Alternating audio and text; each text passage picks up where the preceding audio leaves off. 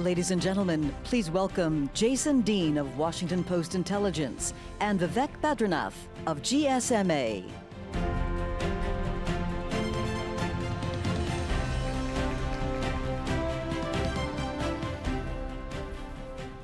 Good afternoon. We're here today to talk about the digital dilemma, the gap in connectivity. 58% of the world's population, which is now connected through their own device, that still leaves more than 3 billion who are not. 90% of them live in places that are covered by broadband technology, but they're not connected. And as we speed into the AI era, that gap becomes more and more important. To discuss how to close that gap, I'm joined by Vivek Badrinath, who is the Director General of the GSMA and a veteran of decades in the mobile industry, who's been on the front lines and has a lot of insight into what needs to be done to get that next several billion people online. First, tell us about the people we're talking about. Where are the people who are not connected, and what is the economic situation that they're living in? Yes, indeed. We've got 3.4 billion people who are not connected, of which 3.1 billion could be, at least from a network availability point of view, from a coverage point of view, and yet they are not. And they're essentially in low and middle income countries. They're essentially in Africa, to a lesser extent in Southeast Asia, and then to an even lesser extent, but also there in Latin America. So that's what we're talking about. And here you're hitting a population which has not yet crossed over into the digital era. So you've got typically day wage earners, low daily income, or sometimes reasonable monthly income, but accrued day after day. Is this largely urban, largely rural, both? Both.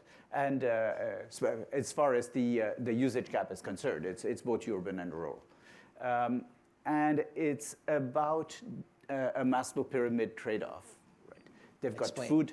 Yeah. They've got food to pay for. Right. They've got housing to pay for, and they've got to fund the working capital for the daily activity, which, I mean, if they're trading, if they're in agriculture.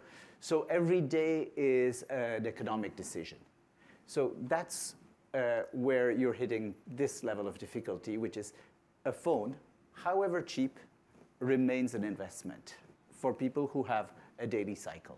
So in that context, I mean, we tend to think about phones as, you know, in advanced society, we use them for everyday life. But when we talk about a lot of the functions, particularly AI, we're talking about, in our minds, you know, fairly technologically advanced functions, right? We're using AI for coding. We're using AI for business functions.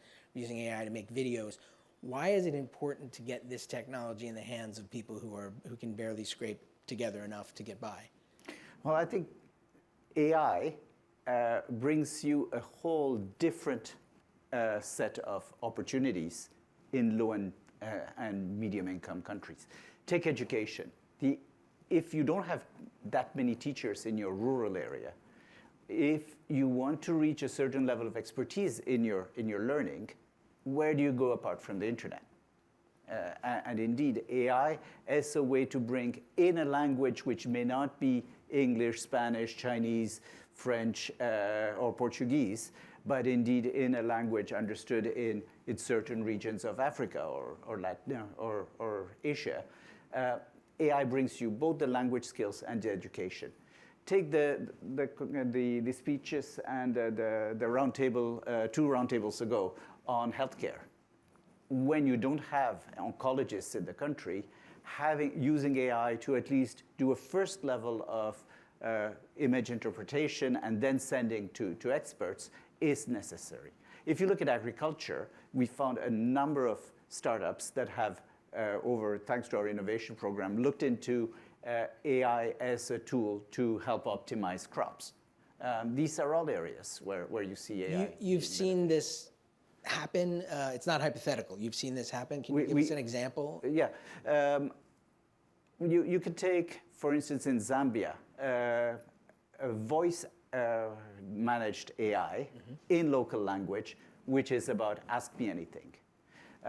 Those are the kind of applications where suddenly a person who doesn't speak English, who may not even be literate, gets access to AI knowledge through a phone. What kind of questions are those folks asking? Would it be about like how to grow crops? It starts with simply the weather. Yeah. It starts with the weather. It starts with what's the quantity of crops that you can expect when you have this much money. I mean, it's those kind of questions as well. So what is the most important thing that needs to happen to get more of those people online? So there's really three major items. One, first and foremost, is device accessibility.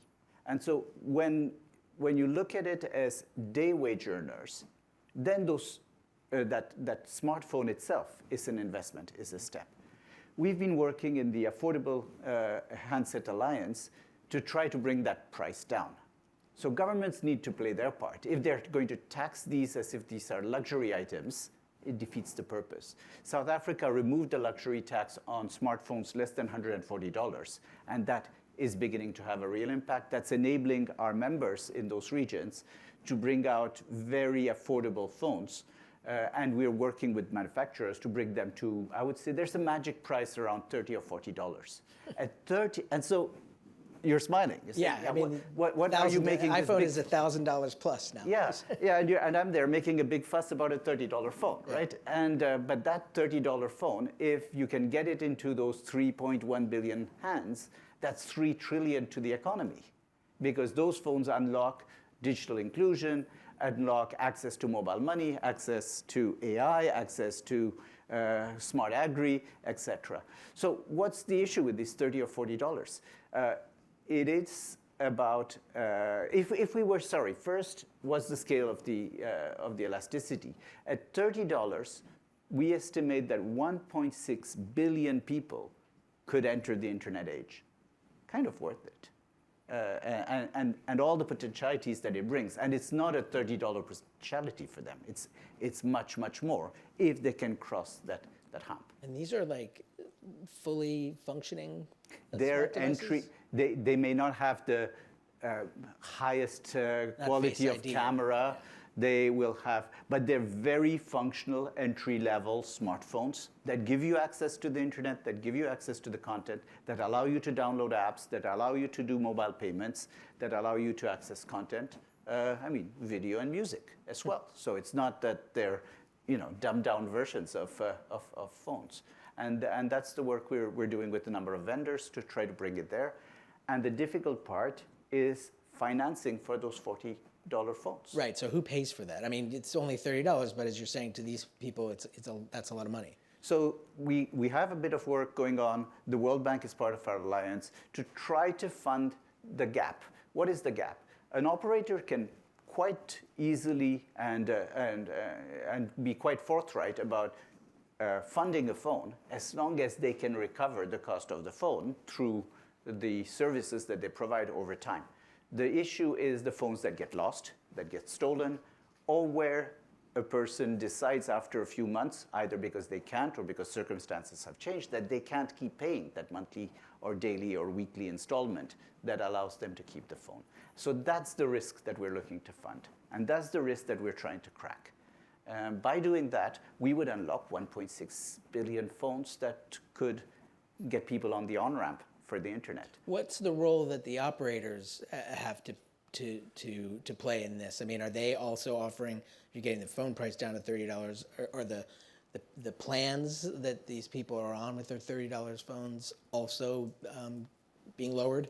Yes, absolutely. I mean, of course, the affordability of the value proposition is essential. But we saw in South Africa, just on the back of that tax reduction, we saw phones being promoted at $5 entry price with some extra every month or every day to get the phone into the without too high a hurdle to get them into people's hands. So getting phones is one big thing.